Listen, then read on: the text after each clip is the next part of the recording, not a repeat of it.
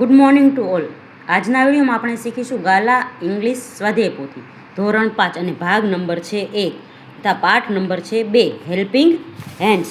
તો મિત્રો, ગયા વિડીયોમાં આપણે અ પિકનિક વિશે વાક્ય લખ્યા હતા. આજના વિડીયોમાં આપણે આગળ શીખીએ. તો આગળ છે માય સ્કૂલ વિશે 5 થી 7 વાક્ય લખવાના.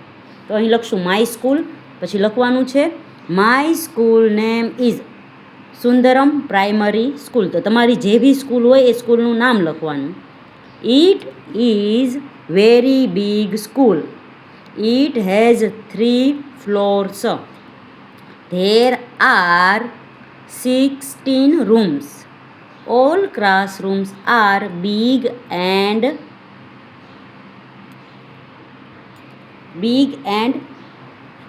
clean.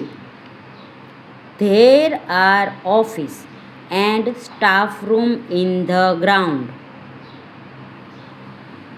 We have also computer room, big library and auditorium. Every morning we gather for prayer. My school has big playground. There are also swings and sliders. We enjoy playing there. My school is very clean and beautiful. I love my school. પછી આગળ છે my school first aid box. હવે સ્કૂલમાં first aid box એટલે કે પ્રાથમિક સારવારનું box હોય, એ બોક્સમાં કઈ કઈ વસ્તુ હોય એના વિશે આપણે વાક્ય લખવાના છે. તો અહીં છે my school's first aid box. તો there is a first aid box in our school.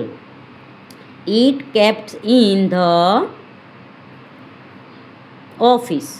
We often use it when we fell down or hurt ourselves in school. The first aid box has a cotton to clean wound.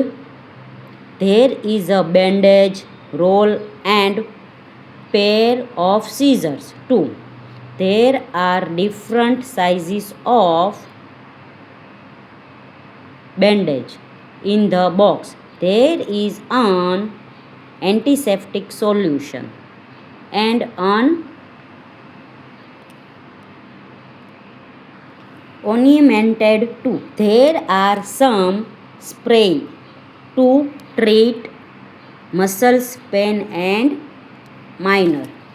પછી આગળ છે કાઉન્સમાં આપેલા શબ્દોનો ઉપયોગ કરી ચિત્રોના નામ લખવાના છે. તો અહીં છે લેમન્સ, પછી છે ચીલીસ, પછી છે ડેટ્સ, આગળ છે બીટર ગ્રાઉન્ડ, ને અહીં છે સોર. તો કેવું લેમન કેવું હોય? સોર એટલે કે ખાટું. ચીલી કેવી હોય? સ્પાઇસી એટલે કે તીખી. પછી છે ડેટ્સ કેવા હોય? તો કે સ્વીટ એટલે કે મીઠા. અને બીટર ગોળ કેવું હોય? તો કે બીટર એટલે કે કડવું. તો મિત્રો, અહીં છે તે આપણે ચેપ્ટર 2 હેલ્પિંગ હેન્ડ્સ પૂર્ણ થાય છે. આવતા વિડીયોમાં આપણે છે ચેપ્ટર નંબર 3 શીખીશું.